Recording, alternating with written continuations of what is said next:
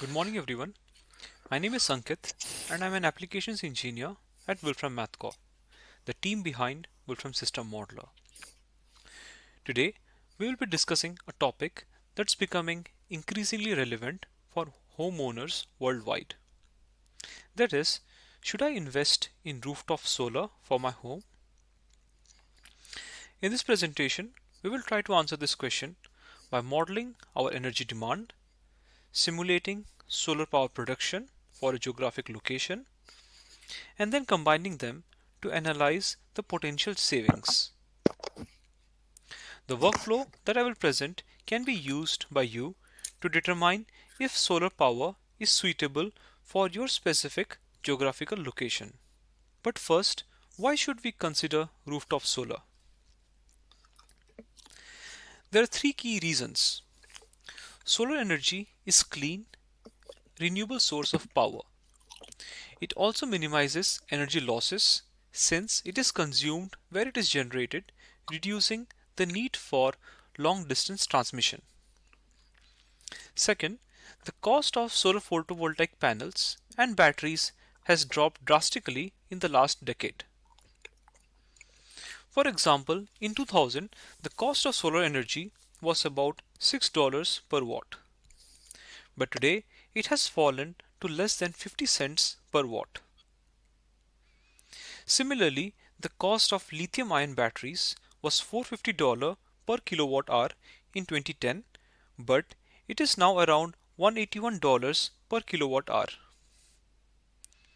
Experts predict that these costs will continue to decrease, making solar energy increasingly affordable. Finally, grid electricity prices are often affected by global events such as geopolitical tensions, fuel price fluctuations, and supply chain disruptions. For instance, when the Russia Ukraine conflict started in early 2022, electricity prices in Sweden spiked to around 30 euro cents per kilowatt hour from 20 euro cents before the war. Solar energy offers a way to gain energy independence, reducing reliance on these external factors and stabilizing your energy costs. Before we dive into modeling solar power, it's essential to understand how we consume energy. Knowing when and how we use energy will help determine if solar is a good fit for us. Understanding our energy pattern will help us answer questions such as, is solar available when we need it the most? Should we use a battery or can we do without it? What is our peak power and can our solar generation be enough to make us grid independent? Energy consumption patterns can vary significantly based on the household, but in this presentation, we will use a model that can be used to generalize based on climate and common energy consuming appliances. But what are the major energy consumers in a typical household?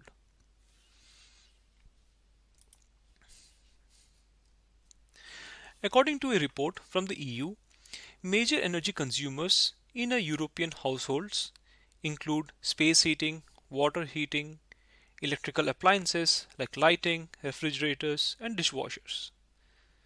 Space heating consumes around 64% of the energy, followed by 15% of energy for heated water, and around 20% of the energy is used by lighting, kitchen, and other electrical appliances. In this presentation, you will see how simple models can help predict energy consumption. For a more personalized analysis, you would need to tune the parameters to match your specific household profile. We will use my own house in Linköping as a case study and assume a roof area of 100 square meters. For those unfamiliar with Linköping, it's where I am currently located delivering this presentation. It is in Sweden and 200 kilometers from Stockholm. To start with analysis, we need the climatic conditions of my location. Primarily, we need data on solar radiation and ambient temperature data. I collected this data for 10 years from 2005 to 2015 using the free PVGIS tool, which provides hourly solar energy data and other climatic data for any geographic location. Here's how solar radiation and ambient temperatures in Linköping look. The radiation reaches a maximum of 800 watt per square meters during summer and minimum of around 100 watt per square meters in winter. The ambient temperature varies between minus 10 degrees Celsius in winter to around 28 degrees Celsius in the summer. But why do we need the climatic data for our analysis?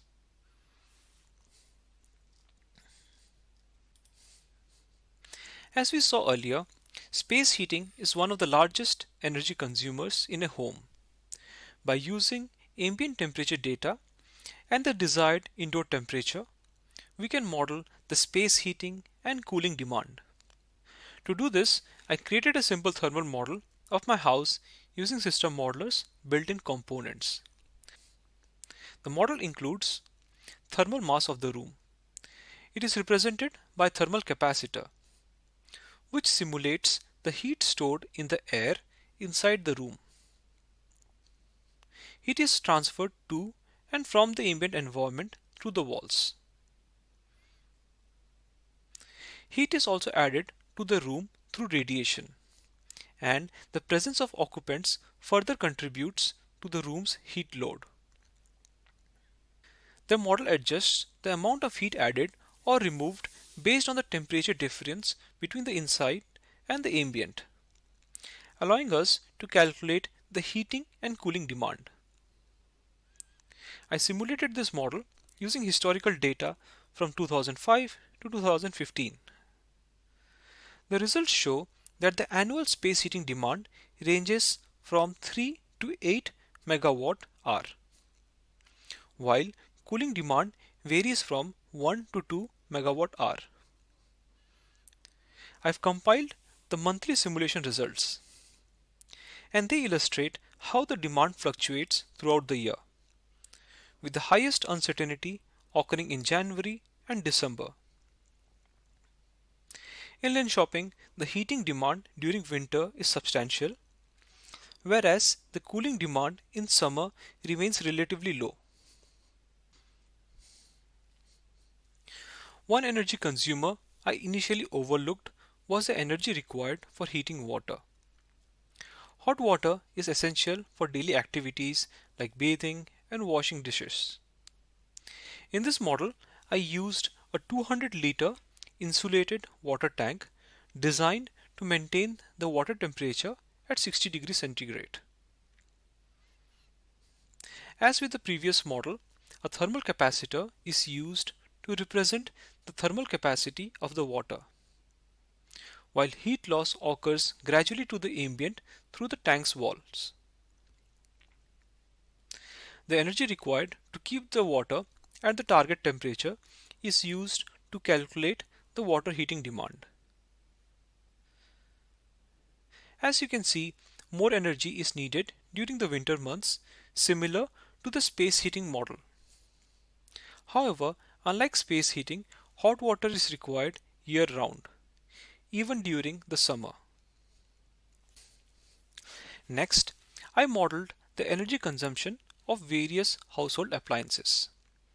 These are simple blocks that have a power rating and are turned on for specific intervals each day.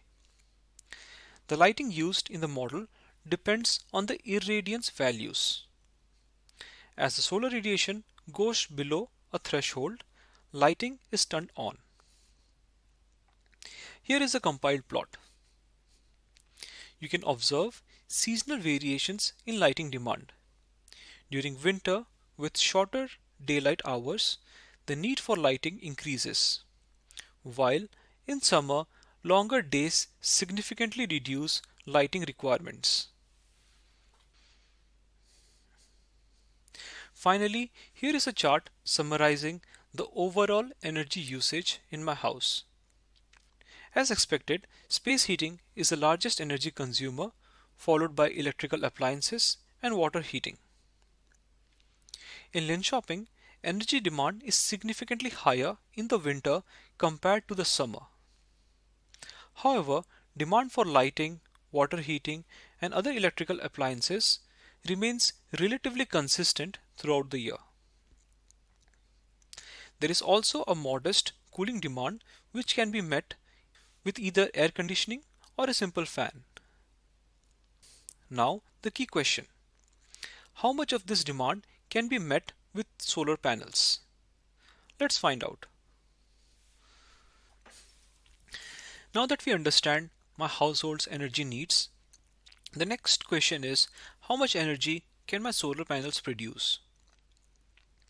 Let's consider a system with 30 solar panels rated at 6 kilowatt of peak power, covering 50% of my roof space, which is about 50 square meters. To model this, I used an open source library called Photovoltaics, which provides components for modeling PV modules, plants, inverters, and more. Radiation data is fed into the PV plant component, which has been configured with 30 modules. The system is connected to a load resistance to extract maximum power from the panels. While this model can be expanded with inverters and batteries for more advanced analysis, for simplicity, I will stick to this basic setup for now. The simulation shows that on a typical summer day, my panels can produce up to 4.5 kilowatt. The power output is not constant. It gradually increases in the morning, peaks around noon, and then decreases in the afternoon. Looking at the annual simulation, it's clear that solar power generation is insufficient during the winter months, particularly in January, February, November, and December. But why is the maximum output only 4.5 kilowatt when the system is rated for 6 kilowatt? This difference is due to the irradiance at Linköping, which peaks at 800 watt per square meters, while the panels are rated for 6 kilowatt under ideal conditions of 1000 watt per square meters. Tilting the panels could improve efficiency, but for this analysis, I assumed a horizontal setup.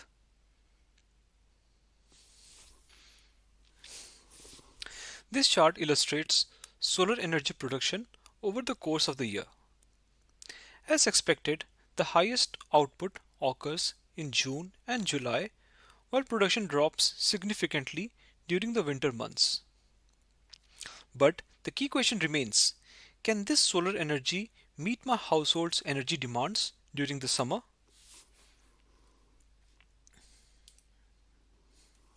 Here is a comparison of my energy demand and solar power production. While the solar panels help reduce my reliance on grid power, they cannot fully cover my energy needs. The grid power chart shows how solar energy reduces my dependence on grid electricity during the summer months. However, in the winter, I still rely heavily on grid power to meet my energy demands. Assuming I can fully utilize the solar energy I generate, it will reduce my reliance on grid power and result in savings. Based on my current solar production, I estimate annual savings of around 700 US dollars. Let's try to calculate the payback period. The overall cost of the system, including panels, batteries, inverters, and installation, varies depending on location.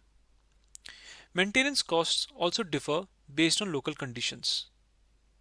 If we consider only the costs of the panels and battery at today's prices, My estimated payback period is about 16 years. To make solar adoption more attractive in my area, I would need government incentives, or I should wait for the module and battery cost to go down further.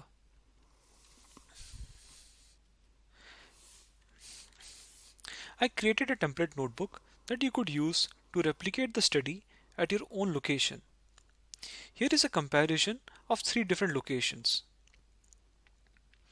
Beijing experiences a wide temperature variation ranging from about minus 5 degrees centigrade to 40 degrees centigrade, resulting in both significant heating and cooling demands. Maximum solar energy production occurs in May, peaking at 800 kilowatt hour. The, estimate, the estimated payback period for solar installation is around 7.5 years. Delhi, on the other hand, has a high cooling demand due to its warmer climate. It benefits from excellent solar radiation with a peak production of 1000 kilowatt hour in June. The payback period is approximately 6 years. And finally, Los Angeles also experiences a wide temperature range from 5 to 40 degrees Celsius, but has higher cooling demand compared to heating. It benefits from very good solar radiation with a peak production of 1200 kilowatt hour in June. The payback period is notably shorter at around 5 years. You might ask which city would have the lowest payback period. To answer that, I uploaded all my results to ChatGPT and asked it to give the list of cities with the payback period. And as you can see here, Calama in Chile had the least payback period of 3.6 years.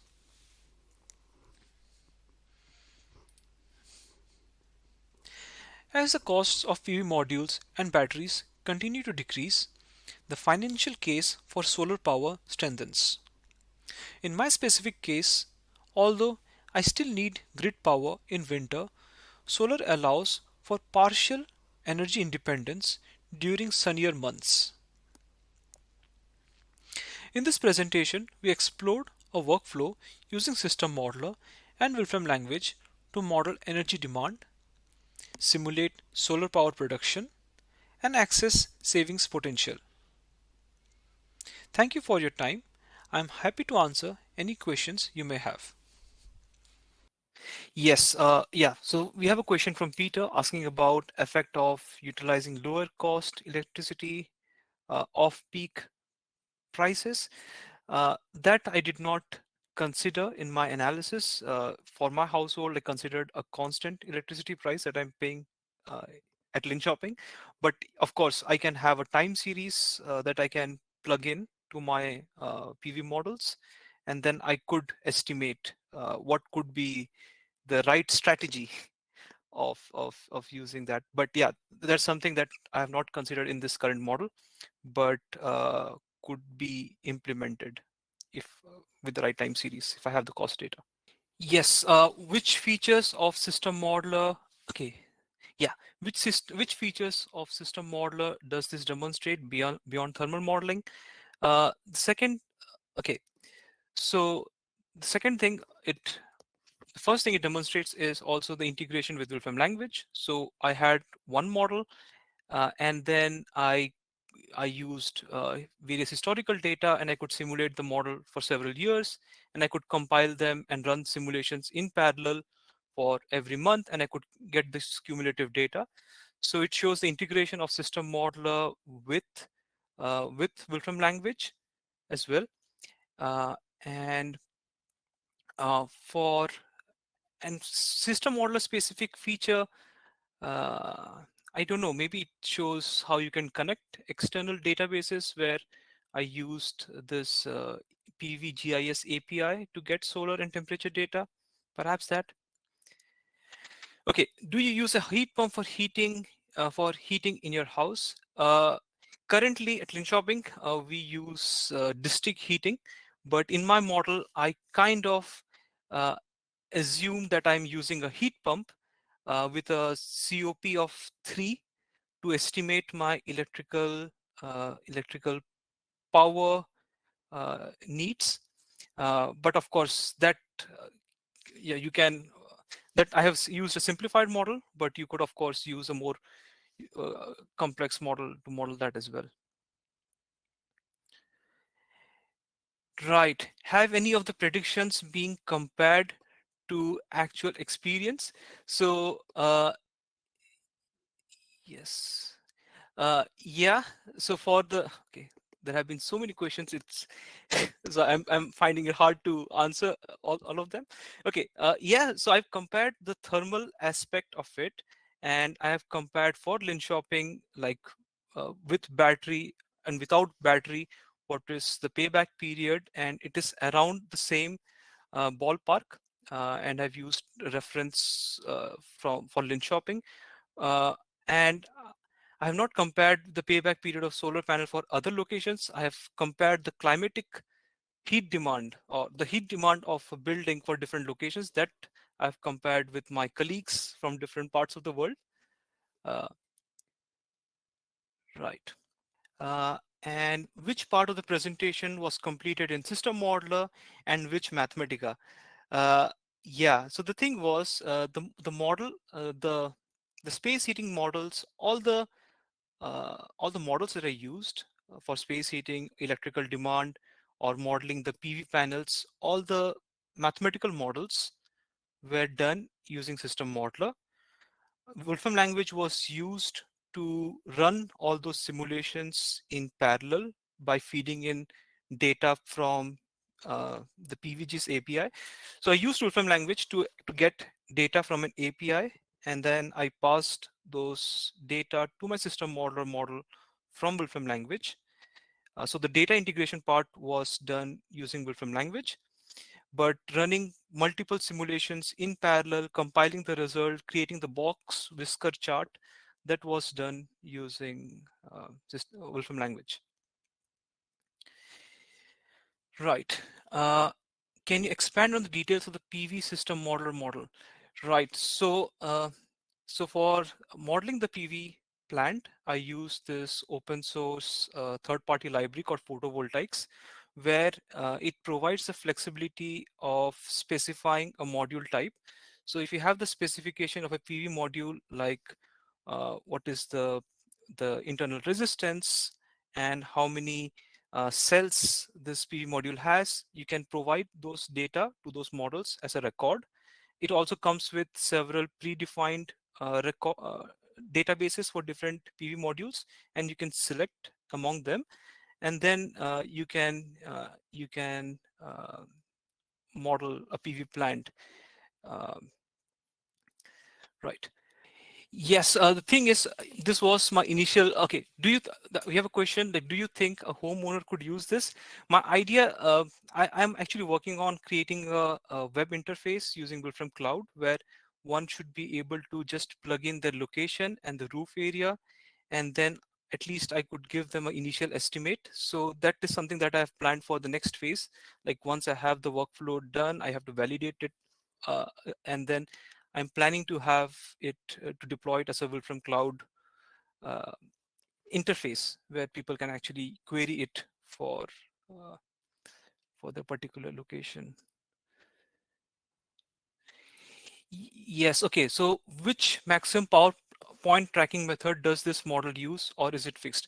Okay. In this model that I showed, I have used a fix. So the resistance I have, the load resistance is fixed, but the PV, the photovoltaic third-party library that I have used, it provides some different MPP, like maximum power point tracking components that one could use. But for my analysis, I assume that I'm always extracting peak power. Of course, that is not the case usually, but that's the assumption that I made in my analysis. Uh, do you think it would be interesting or possible to estimate city size results, maybe aim towards larger government projects? Yeah, it it would be interesting, but uh, and we do have clients who work on big large scale solar PV plants that is more targeted towards like cities. So yeah, we have customers who do that. uh, I think I have covered most of the questions that were asked.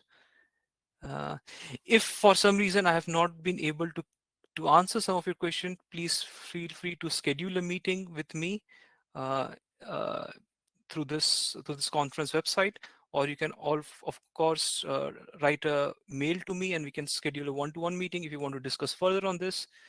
Uh, and I'll be happy to answer.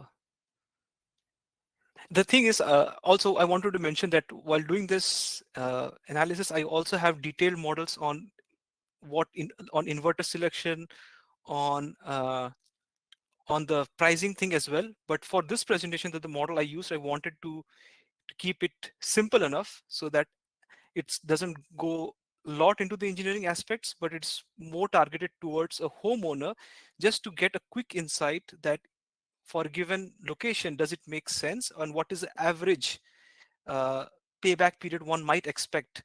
To go into the more detailed aspect, okay, which how does my actual electrical power profile looks like, which inverter should I select, what should be the strategy of, like, when should I use the battery, when should I not use the battery, those things would need specific adjustments to the model.